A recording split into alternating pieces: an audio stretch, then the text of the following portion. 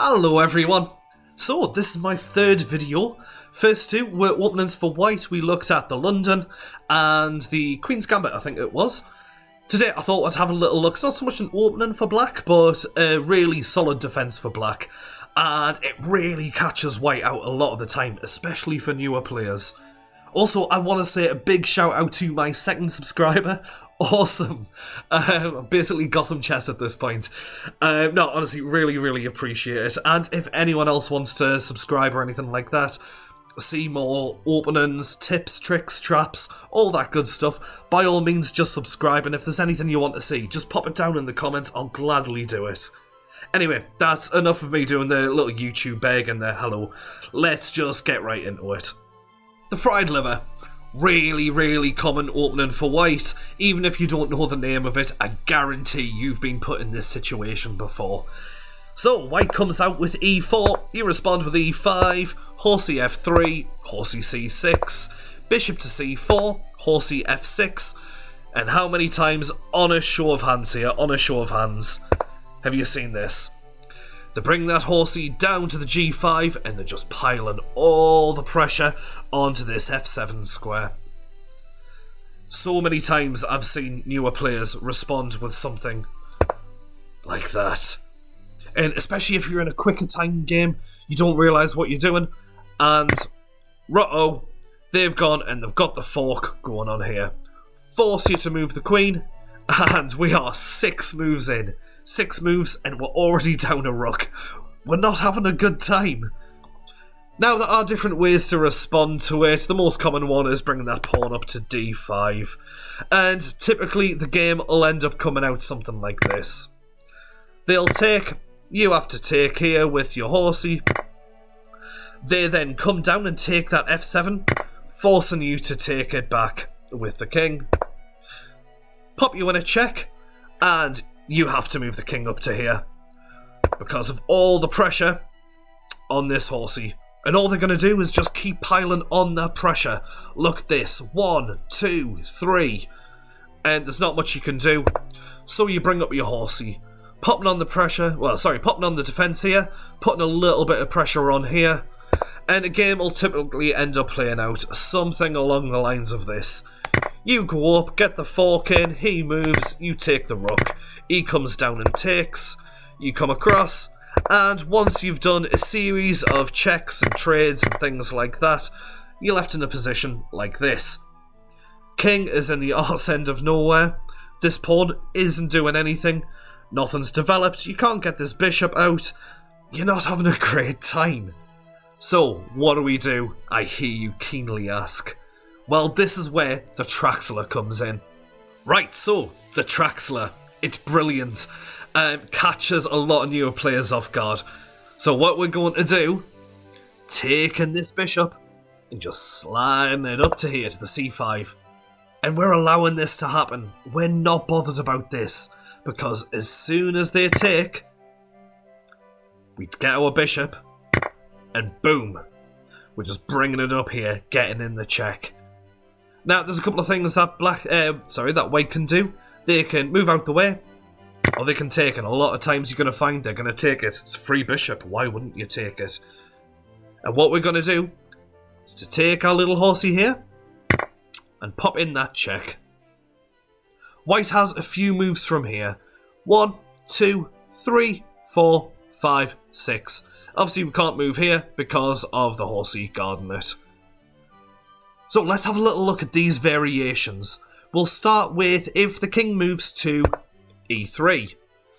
Not the best move for white at all, but it's really common at lower levels because they think they're putting on the pressure to the horsey. We don't care. We're just going to take our queen. I'm going to move it to h4. Now pay attention to this move because in quite a lot of these variations, we're going to be getting the queen up here. White obviously isn't going to like this. So, they want to try and kick your queen out of the way.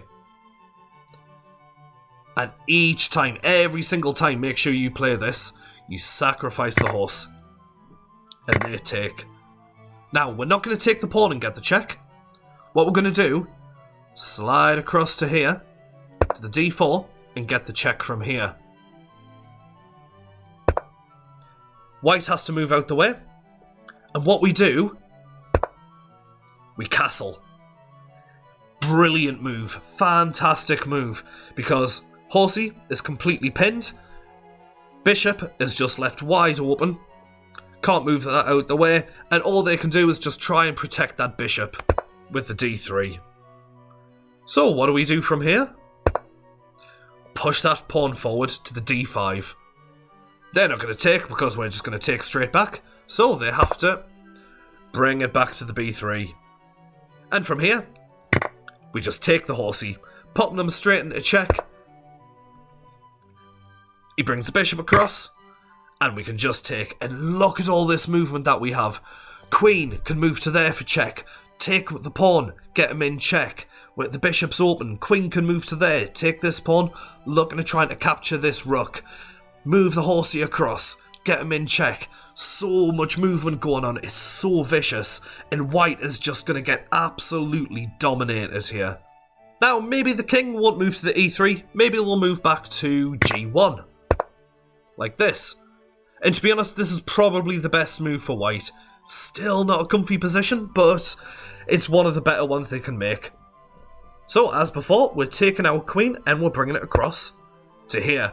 Looking at trying to get this checkmate. Now, white isn't going to allow that, so they push forward the pawn. And as before, we sacrifice the horsey, they take, and we get the check. They're forced to move out the way, and what we're doing this time, instead of going for the castle, we're just going to take it and move it across to the f8.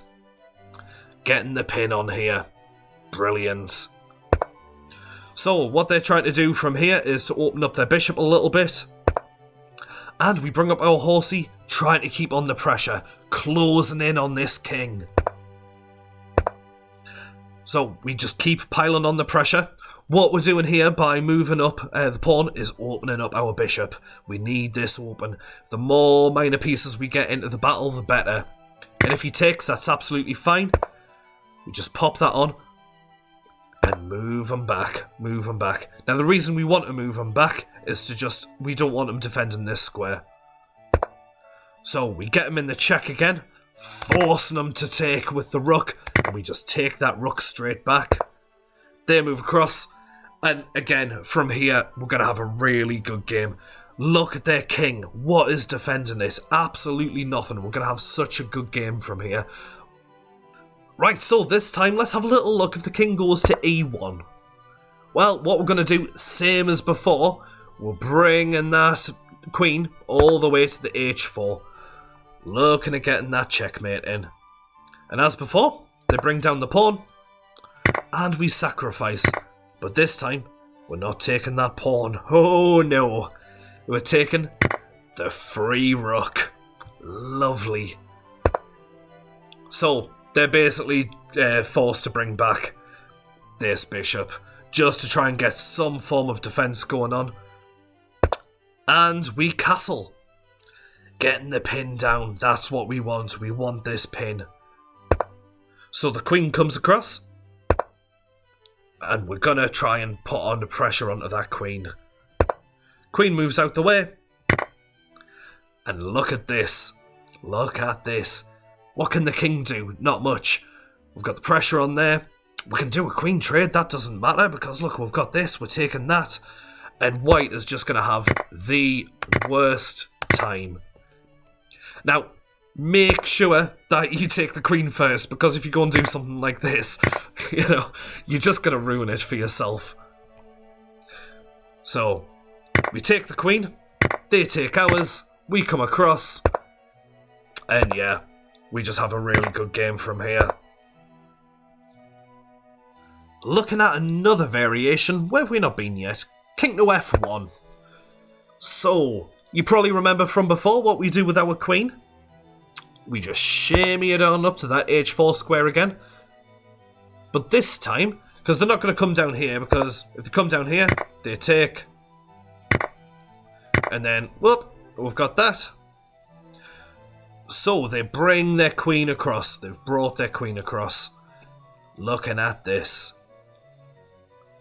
So all we do from here is we pop them in the check.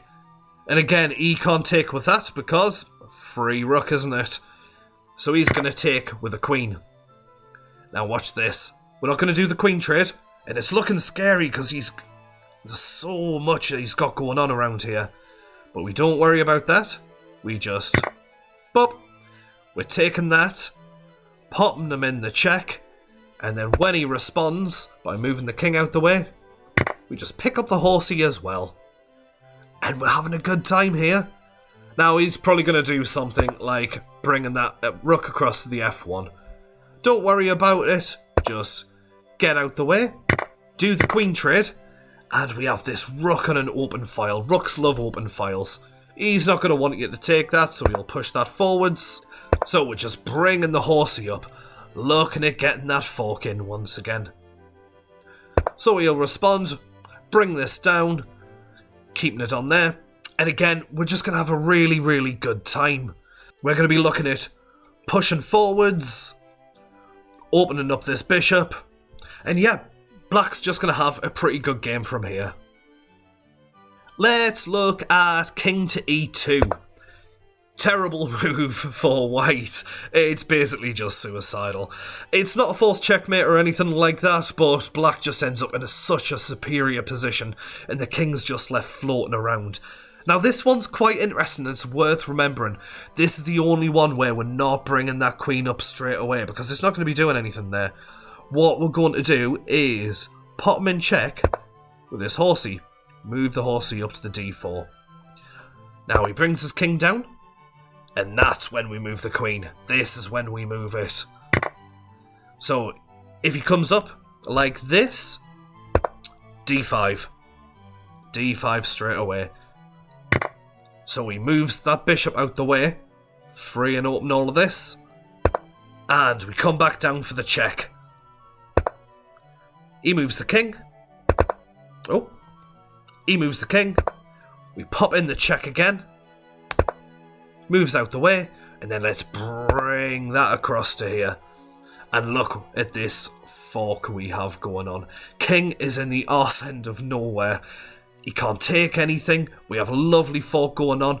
We can start getting this into action. We can look at castling either way we want. Black's going to have a great time. And that king is just left hanging there. Let's have a little look if the king goes to f3.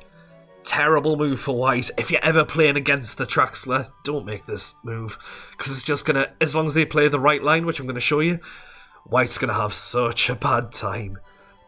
So we're not bringing the queen across to here. What we want is the check. So we move the queen to the f6. And we'll just let him take this. He can have it. Because we're going to push forward for the check again. He moves out the way. Now we're not moving across here for the check just yet. What we want is to open up this bishop, put the pressure on this, and if he takes, get the check, moves out the way, and we take it back. Looking at taking this. Now, what's white going to do? Well, he's going to take that hanging rook. And we don't care at all, because we have something better. We don't need a rook. Why have a rook when you can take their queen? Boom. And most times, white's just going to quit here. If they don't, we just carry on as normal. They'll develop, trying to put some pressure on. Pop them in the check, moves across. And we just move across to here. h3 to kick you out the way. Pop them in the check.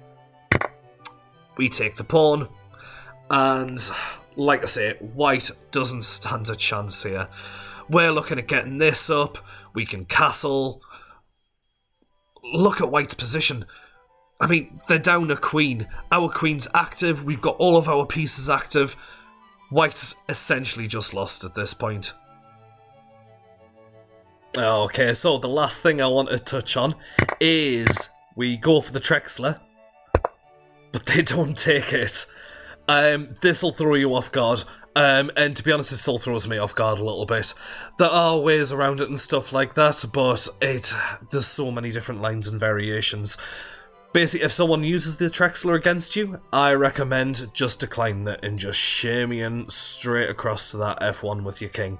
And you'll normally end up seeing someone play out like this. So they move the queen out the way, they take, we come up this way, they pop you in the check, you try to block it, takes, popping you straight into the check.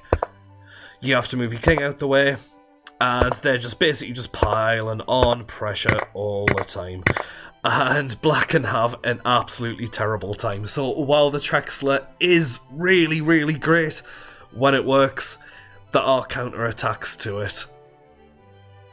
Anyway, I hope that was really helpful. Like I say, go out, have a little go of it. It's really fun, and when it works, it really, really works. It's absolutely fantastic opening.